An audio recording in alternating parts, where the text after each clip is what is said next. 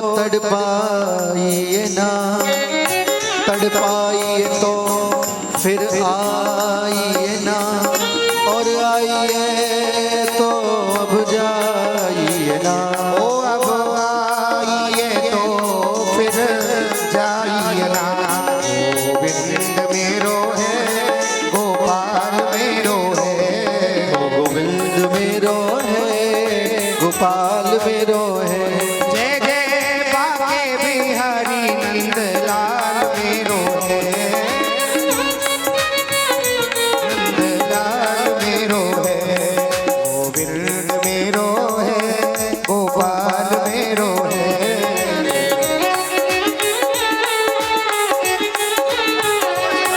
अरे यार दिलदार दिलरुबा, हम तेरी सहेरे हैं। रात दिना नहीं सोवे और जागे हो, हम तेरी माला फेरे हैं। तू हमको है एक प्राणपति, हमसे तुझे घनेरे हैं। सरस किशोरी सुन मन मोहन, भले बुरे सो तेरे हैं, भले बुरे सो तेरे हैं। गोविंद मेरो है, गोपाल मेरो है। गोविंद मेरो है, गोपाल मेरो है। गोविंद मेरो है, गोपाल मेरो है। जय श्री राधा रमण नंदलाल मेरो है, श्री राधा रमण नंदलाल मेरो है। ओ मेरो राधा रमण नंदलाल मेरो है। श्री राधा रमण नंदलाल मेरो है। हाँ श्री राधा रमण नंदलाल मेरो है। श्री राधा रमण नंदलाल मेरो है। ओ श्री राधा रमण नंदलाल मेरो है। श्री राधा रमण नंदलाल मेरो है। ओ गोविंद मेरो है, गोपाल मेरो है।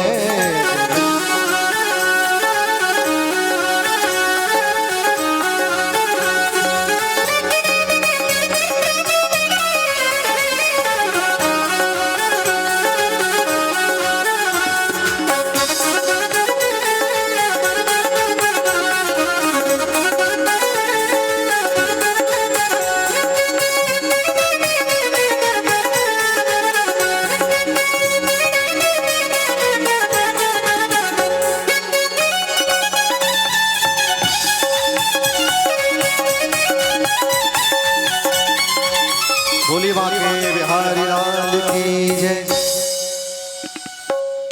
आनंद गंध भक्त वत्सल करुणा निधान, सर्वस्व रसार पूर्णानुराग रसार श्री बांके बिहारी लाल की कृपा से श्रीमद् भागवत के षष्ठम दिवस में हम प्रवेश कर रहे हैं। कल आपने बड़ी सुंदर कथा श्रवण की। ब्रजवासियों ने मिलकर के गिरिराज महाराज का पूजन किया। बक्से बक्से खोल दो, सब चालू करो, एक ही तरफ से जनरेटर में कम हो जाता है, रोज तो चल रहा है। श्री राधे राधे।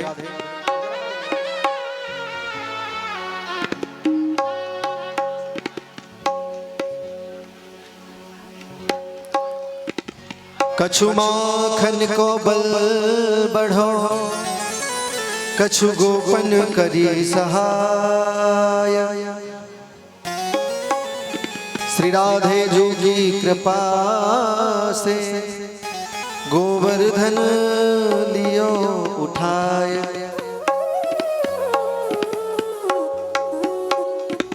सब ब्रजवासियों का, सब ब्रजवासियों के प्राण की रक्षा करने के लिए आनंद कंद भक्त वत्सल करुणा निधान श्री बांके बिहारी लाल ने गिरिराज महाराज को धारण कर लिया। इंद्र का जो मद था, ठाकुर जी ने उस अभिमान को भी चूर कर दिया और इंद्र के अपराधों को भी क्षमा कर दिया। आगे कथा आती है।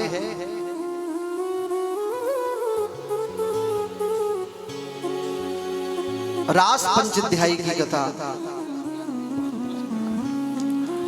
ठाकुर जी ने अनंत कोट गोपियों के साथ ब्रज में महारास किया।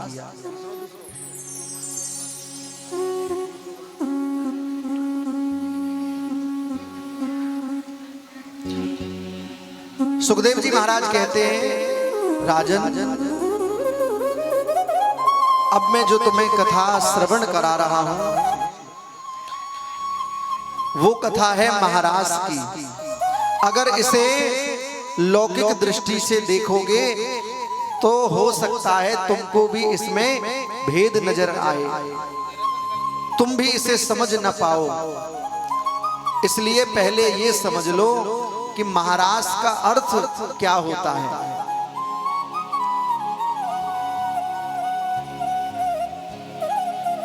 प्रथम सुनहि श्रीमद् भागवत भक्त मुख भगवत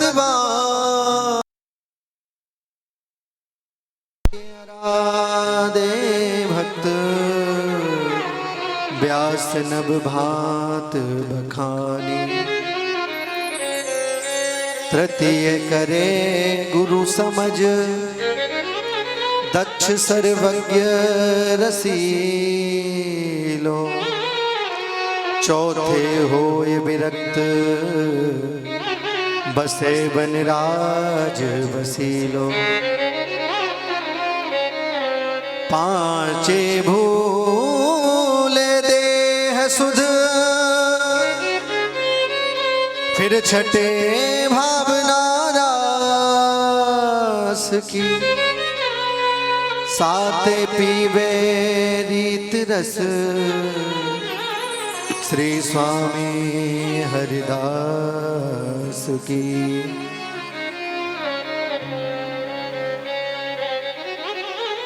सुखदेव जी महाराज वर्णन करते हैं कि महारास की जो कथा है उसको समझना सबके बस की बात नहीं है।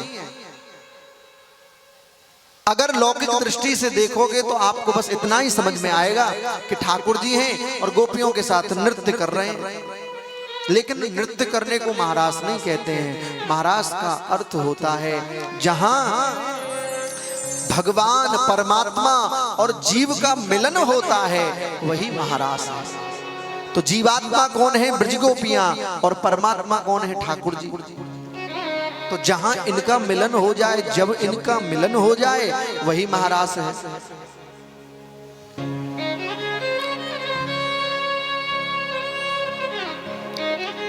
अब महारास में जितने भी लोगों ने सहयोग किया वो सब कौन है? वो सब अप्राकृतिक है। अप्राकृतिक का मतलब जो प्रकृति में बंधे नहीं है। ब्रजगोपियां अप्राकृतिक हैं, ठाकुर जी तो अप्राकृतिक हैं ही। जो रात्रि है वो भी कोई साधारण रात्रि नहीं थी। वो रात्रि कौन सी है भैया? वो रात्रि है देवताओं का जो दिव्य वर्ष होता है। 6 महीने की रात्रि को महारास में लाया गया। तो ये रात्रि भी अप्राकृतिक है, चंद्रमा भी अप्राकृतिक है। भगवान पिता रात्रि शरदोत फुल्ल मल्लिका। वीक्षिरं तुम मनश्चक्रे योग माया मुपाश्रित। भगवान ने शरद पूर्णिमा को ही महारास क्यों किया?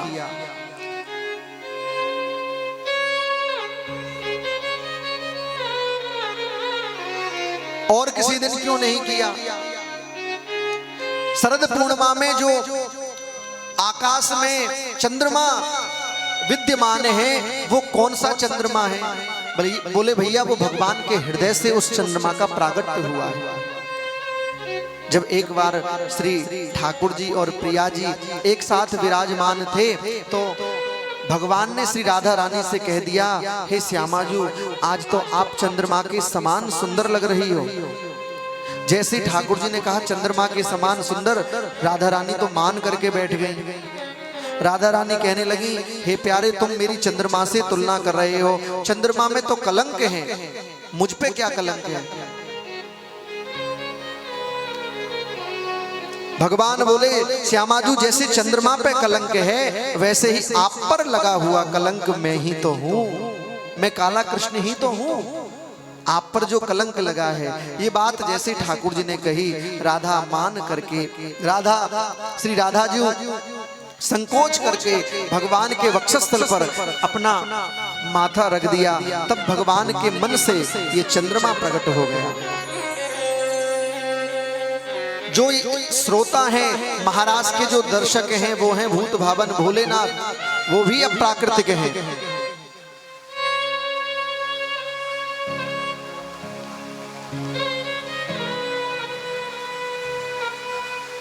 त्रिपाल को ले आओ।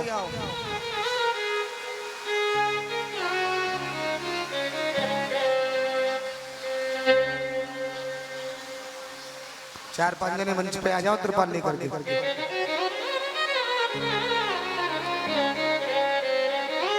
बाजे रे मुरलिया बाजे बाजे,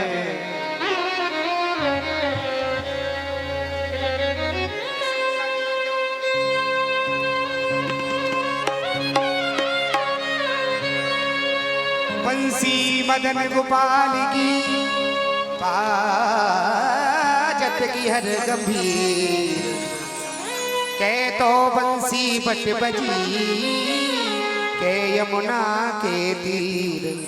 आज महाराज ठाकुर जी के पास कामदेव आया और कामदेव ने युद्ध की जिज्ञासा ठाकुर जी के सामने प्रस्तुत की, तो भगवान ने कहा, भैया तुम अब जाओ और शरद पूर्णिमा पर आना। और आज ठाकुर जी शरद पूर्णिमा के दिन मंद मंद बंसी बजा रहे हैं और बंसी से प्रार्थना कर रहे हैं, हे बंसी मम हित करण, हे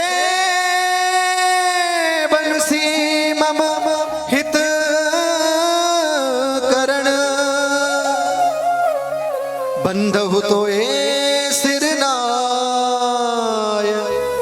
आज यह अभिलाष है, तुलावो सकिन बुलाय। हे बंसी, मैंने तेरी बहुत सेवा की है, आज मेरी इतनी प्रार्थना है कि तू यहाँ समस्त ब्रज गोपियों को इकट्ठा कर दे। और ठाकुर जी ने मंद मंद बंसी बजाना प्रारंभ किया, और जैसे ही ठाकुर जी ने बंसी बजाई, बंसी की धुन जिस ब्रज गोपी ने सुनी, वो दौड़ करके ठाकुर जी के सामने उपस्थित हो गई। कुछ समय ही हुआ था महाराज, अनंत